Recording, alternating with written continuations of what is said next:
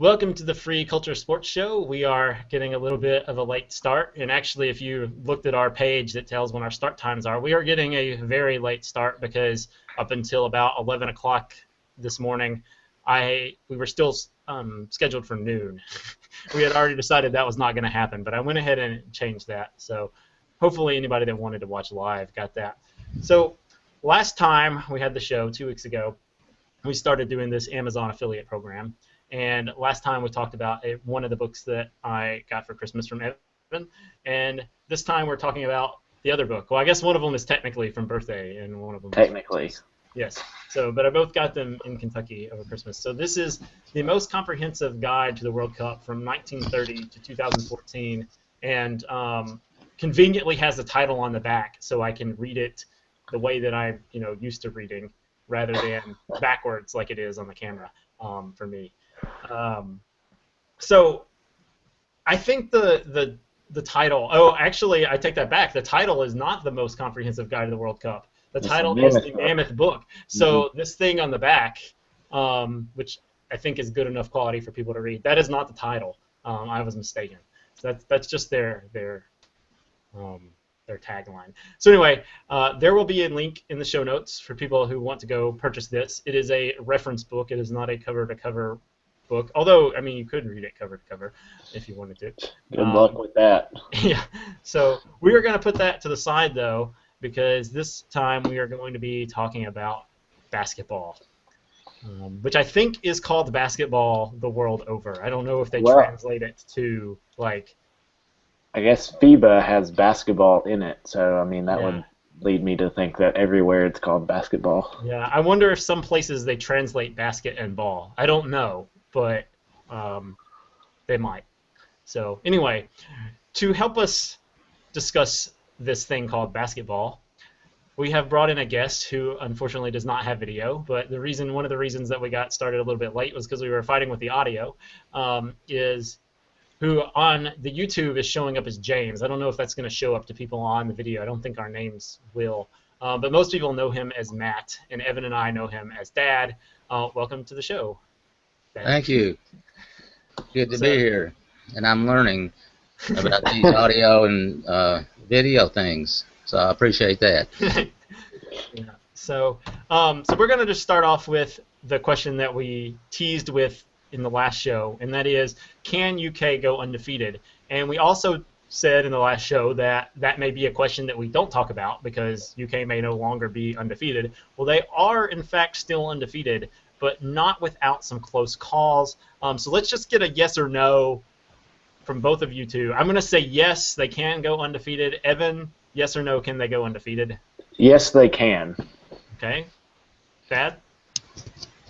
Well, anything is possible, but I do not think that they will. Okay, so Evan, let me clarify the question. Will they go undefeated? And let me clarify again and say, in the regular season, will they go undefeated? Let's ask that one first. No. So no, you do not think. No. And Dad, you think they'll go undefeated in the regular season? Well, we've seen in the last couple of weeks they had an overtime game and then two overtime games, and then a double overtime, I think, wasn't it? Right. Yep. And that shows that they're not infallible because there's luck. There's a luck involved whenever there's an overtime game, and especially double overtime. Now, as we speak, they're playing Alabama. At Alabama, they could lose that one, Mm-hmm. So I just think, and it might not be a bad thing for them to lose, because the pressure builds up over time to stay undefeated, and then you certainly don't want to break that in the national, championship series, the 64, because then you're done. Yeah. It'd be much better to be like last year and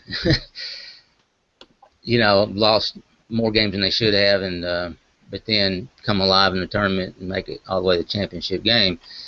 So I think going undefeated is way overrated anyway.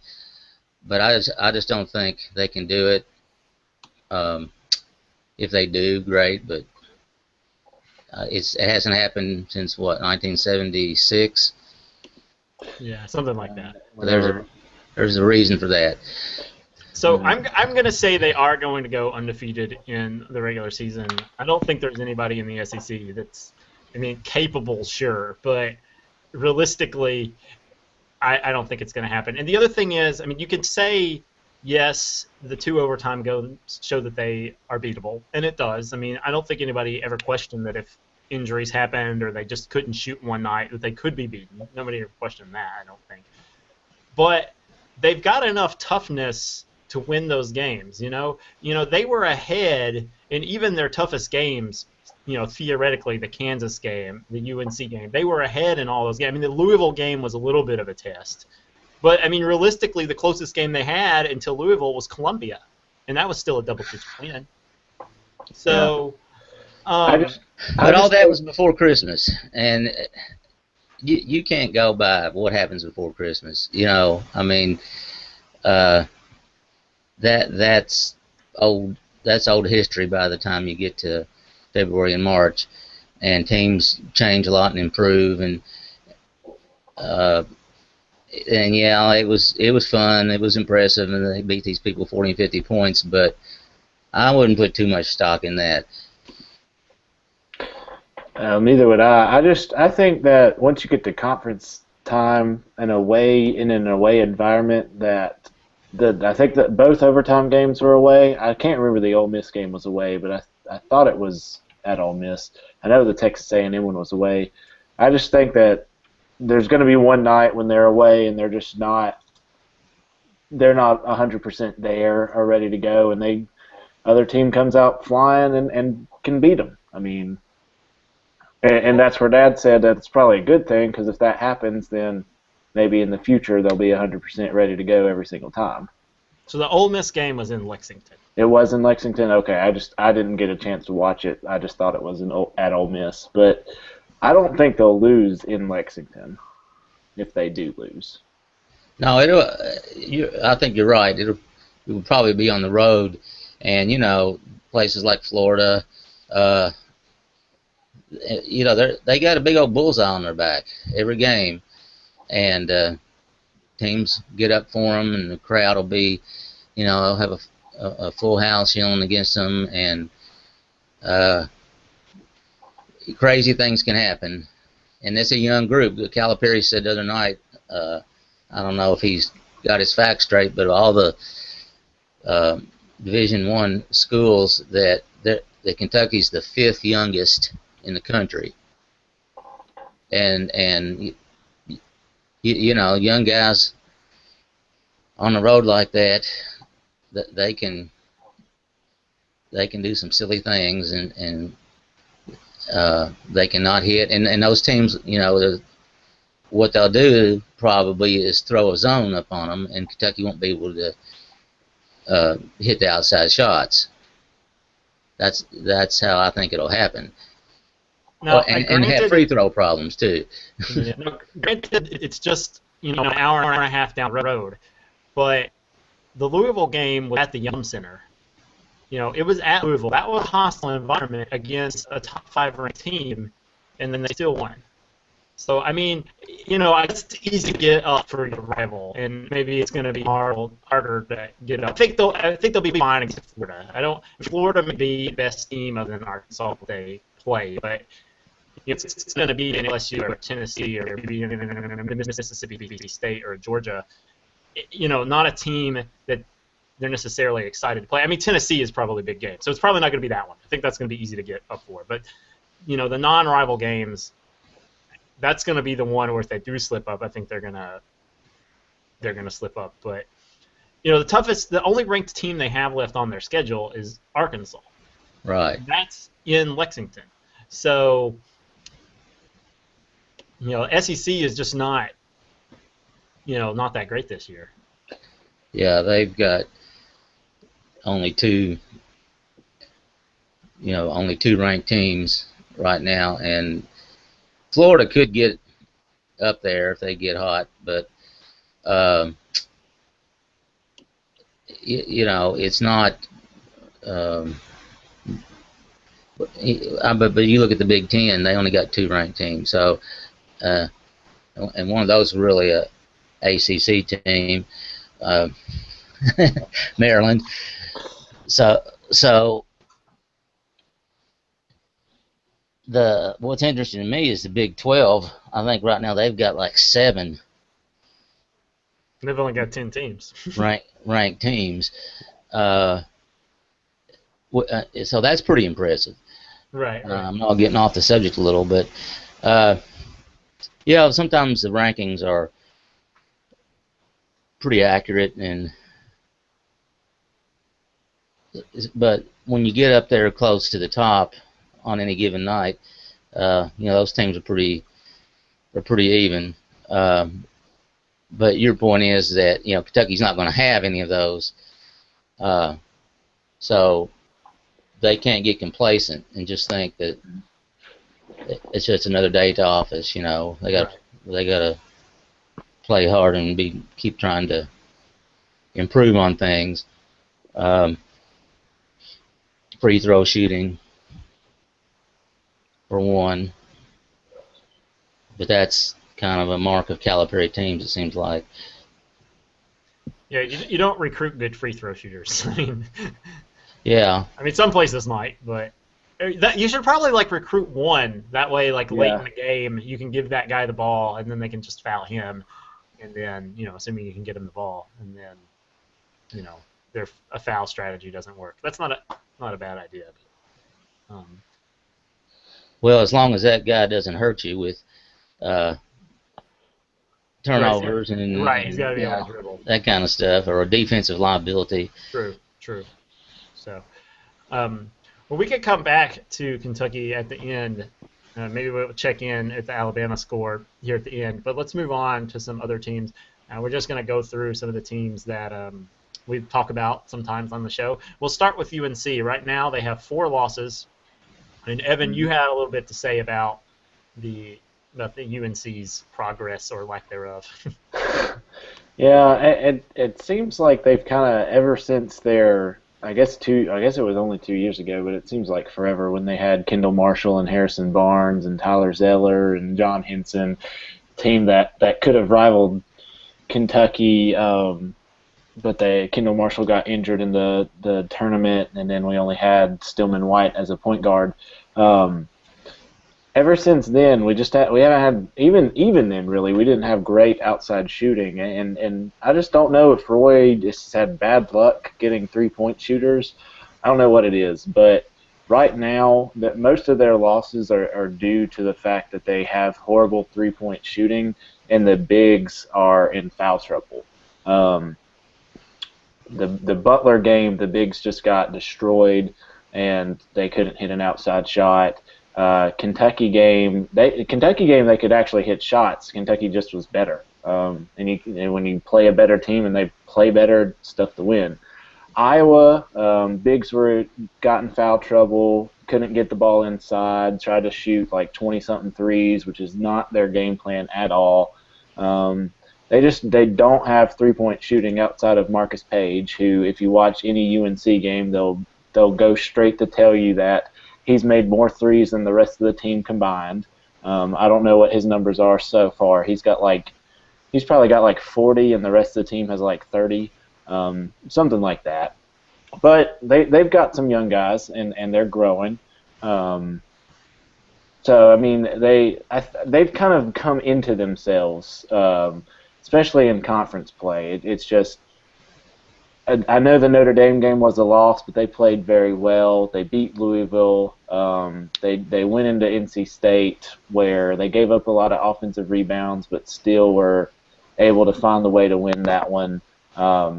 They've got some issues. They're not a perfect team, and I think about 15th is a good ranking for them. Until they can develop some shooting, teams are going to load up a zone and say, beat us from deep, and they're not going to be able to do that every single game.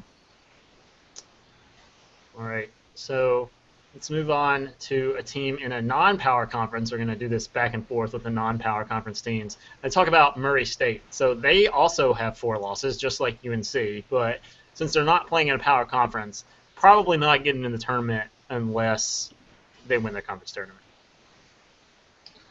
Yeah, that's right. Now, as of today, they haven't lost any conference games. I think, I believe it's Eastern Illinois, which is in their division. It was 5-0 and they were 4-0.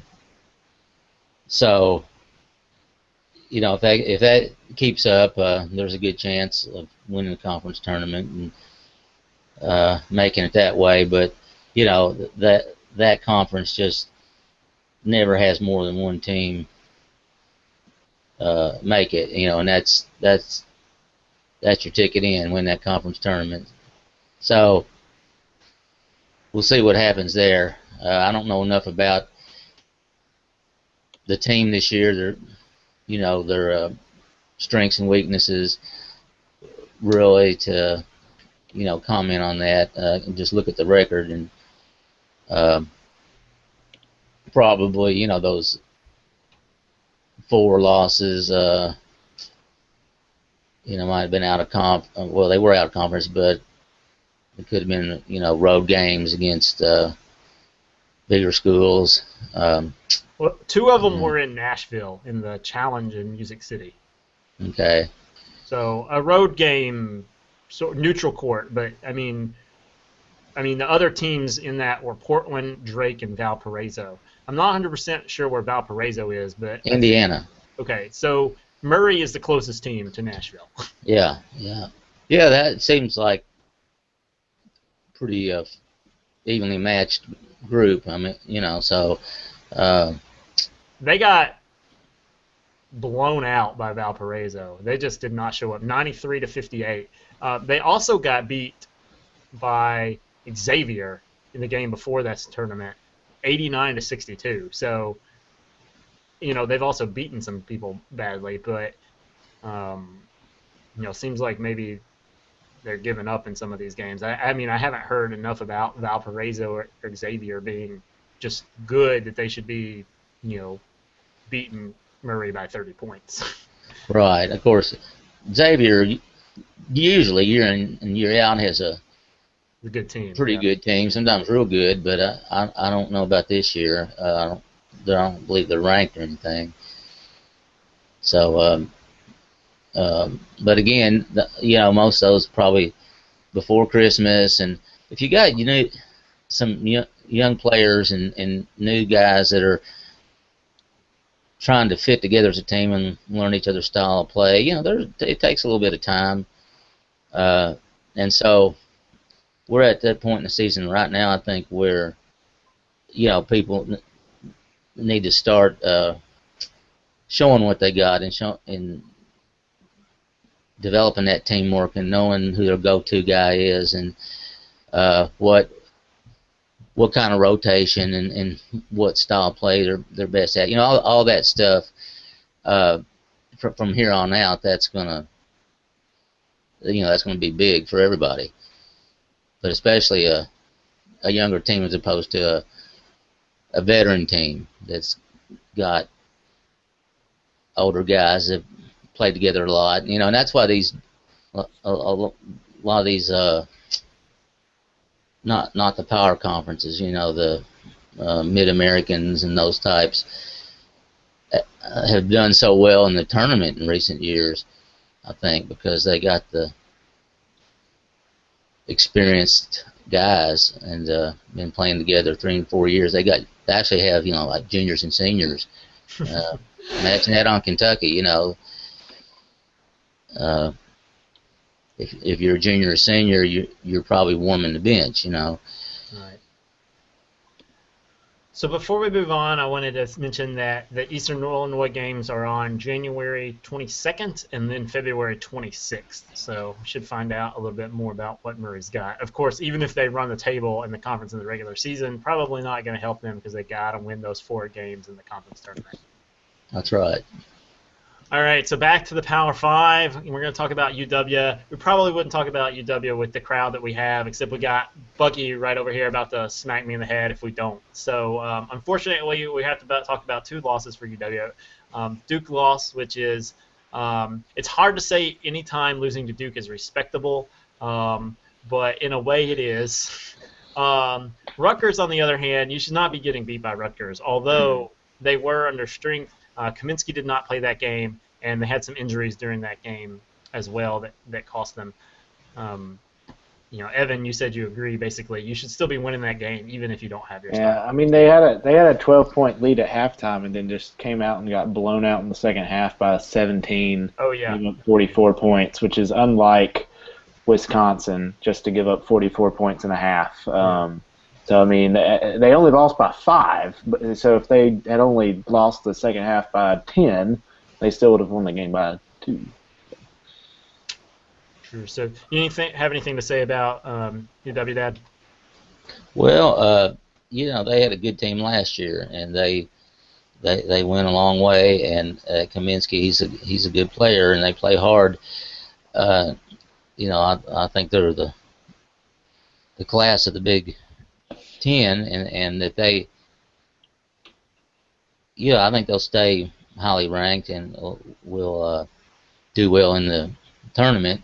But when if it depends so much on one main guy like that can be dangerous. Where would they be without Kaminsky? Yeah. And what if he gets injured? Or has an uncharacteristically bad night? Is there somebody that can step up? So that's the deal there. But they know who they know who their main guy is. There's not a fight for minutes or that sort of thing. And so there's that's the good side of it. Some of these teams, they haven't figured out who their go-to guy is yet, or it's nice to have several go-to guys, but some places they get jealous of each other, and that causes chemistry problems. But I guess that happens more in the NBA, doesn't it?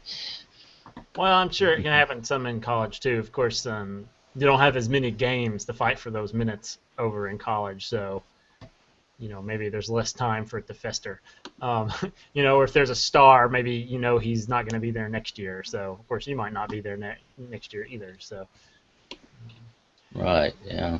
We should say before moving on that the loss to Duke was at the Kohl Center in Madison, and it was by 10. So, hopefully you're not losing by 10 at home. That's not. Well, great. Louisville lost to Duke today at home by 11. So. There you go. Duke's got a good team. It's no shame to lose to them, even though you don't want to. It's true, but they just lost to Duke. Just lost to NC State. I don't want to derail this talk about Duke, but they just lost to NC State, and they looked awful in that game. And I can't. It looked like they just couldn't hit anything. And is it the same story with Duke as it always is? You live and die by the 3. I thought that this year with Okafor, it just seemed a little bit different, but. Man, NC State game, they could not hit anything, at least in the second half. So, I don't know. I mean, with Duke, it seems like it's always, are they hitting or not?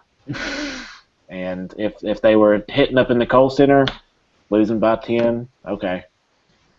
Well, right. they lost that game to State by 12, and then they went out and lost to Miami by 16. Yeah. Hey, that's true. I watched that game too. I watched both of those. They couldn't shoot. Well, I But mean, is that really the problem, or is the fact that they're giving up 87 and 90 points? okay, I mean, they put yeah, up 75 and 74 points in both of those games. I mean, I guess if it's back and forth, it's, you know, not necessarily shooting, or maybe you're getting some transition points and stuff. But I mean, still, you should be winning games if you're putting up 75 or 74 yeah, points, or losing by like one. You shouldn't be losing by 12 or 16. it's true. True. Yeah, but teams go through little patches like that sometimes, and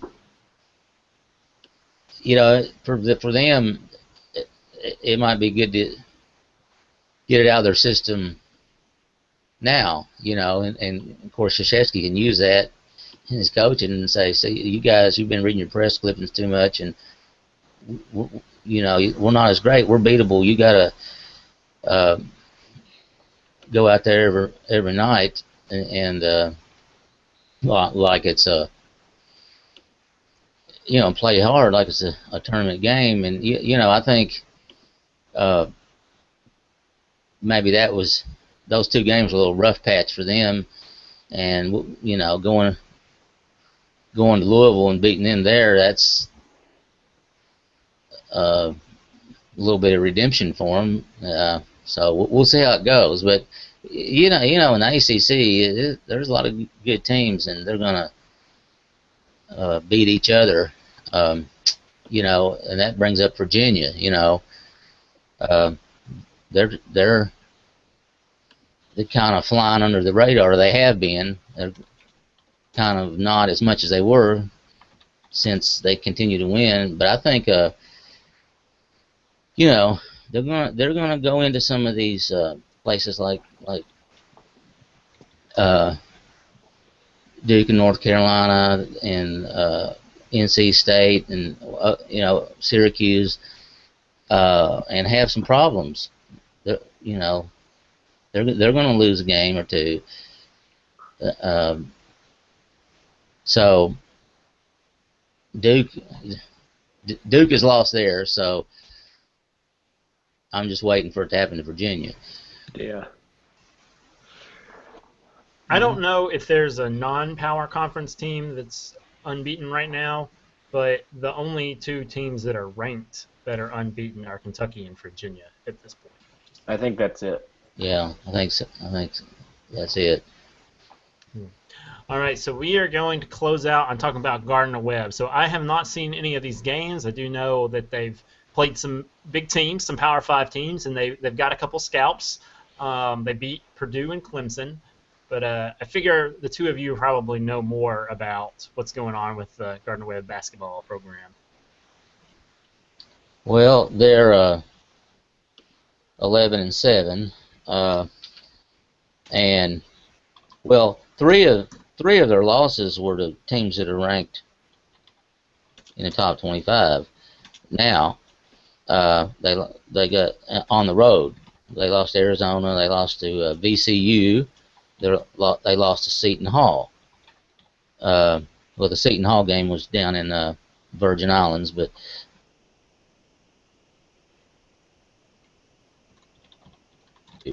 and LSU has a fairly decent team, pretty good record right now. And then they beat Clemson, and they, like you said, and they beat Purdue, which neither one are. I mean, they are in power conferences, but neither one are that great. But some of the other losses, have been kind of inexplicable, where they get on a roll and win a few games, and they're looking good. They got a good sort of a power forward that can shoot outside too, and they've got a good guard as far as 3-pointers and assists. But they're not consistent, and then they'll go into a game and just lose, by 12, 15 points. Well, they lost to UNC Asheville by 25. Yeah. Yeah, and they had a way better record, So it's I guess trying to find that consistency You know, um, whether that happened or not, but that they're capable. You know, they've shown that, and uh, they the Radford game that was on ESPNU, they won that in double overtime. I think Radford lost 3 overtime games in a row. Two of them were in double overtime, Man. and the one was Gardner Webb. But you know, they play well. They do a good job of, even when they're behind, staying with it, and they've come back and won a few games where they were behind in double digits. But then again, then there's the other games where they just it's usually shooting, you know, and when you're hot, you're hot, and when you're not, you're not, and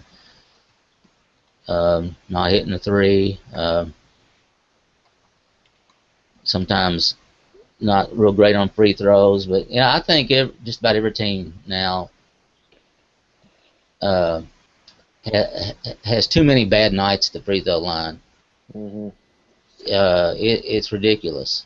And now I've seen where a team shot better for the game from the 3-point line than they did from the free throw line. That shouldn't happen. Nope. No. And I was just looking at the stats for that UNC Asheville game. They have I think they're Gardner Webb's best player is Jerome Hill. He's a forward. Yes. Yes. He went 1 for 11 in that game, 7 for 15 from the free throw line. So I mean, he was having an off night.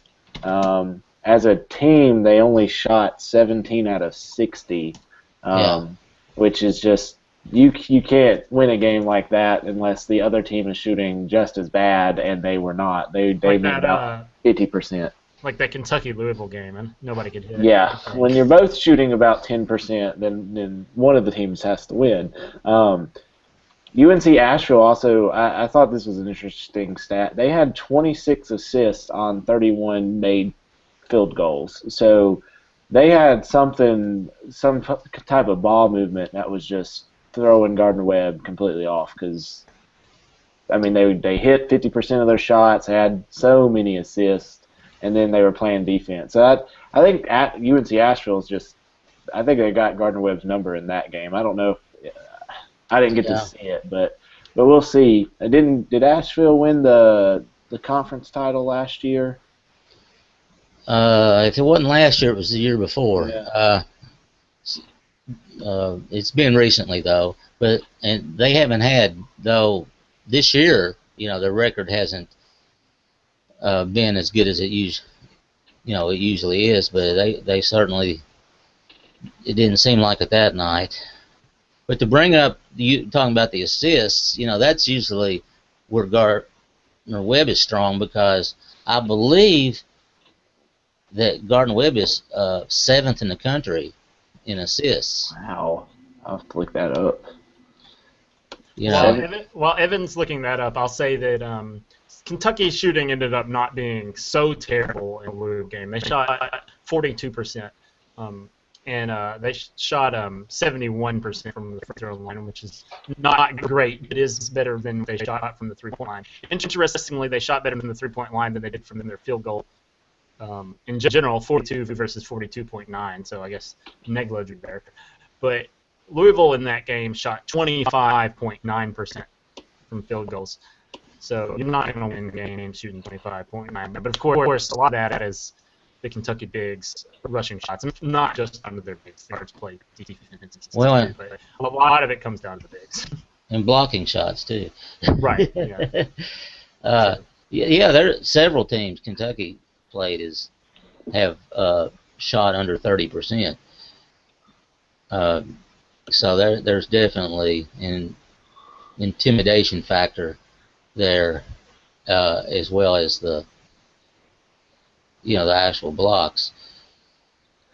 And yeah, you know, like the Kansas game, that was shooting there was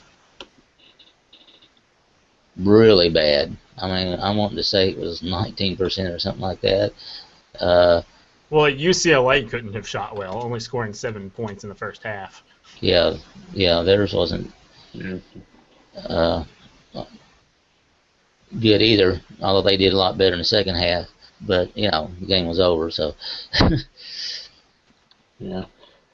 So Gardner Webb is seventh in assists per game. North Carolina is fifth in assists per game, and Kentucky is 20th in assists per game. And then I went to look at, because one of the new favorite statistics is assist to turnover ratio, where Gardner Webb and North Carolina are actually tied at 19th. So there's a drop off there with the assist per turnover, but Kentucky is. I just lost it. They are tied for 16th. So, I mean, altogether, they're in the top 20 in assists per game and assist to turnover ratio, which is pretty darn good. Yeah. So UCLA ended up shooting 26.8% in that game, which is not, I mean, by the standards set by Kentucky this year, not too terrible. I mean, Kentucky shot 50% in that game, so that's where the 40-point difference in score happened right there.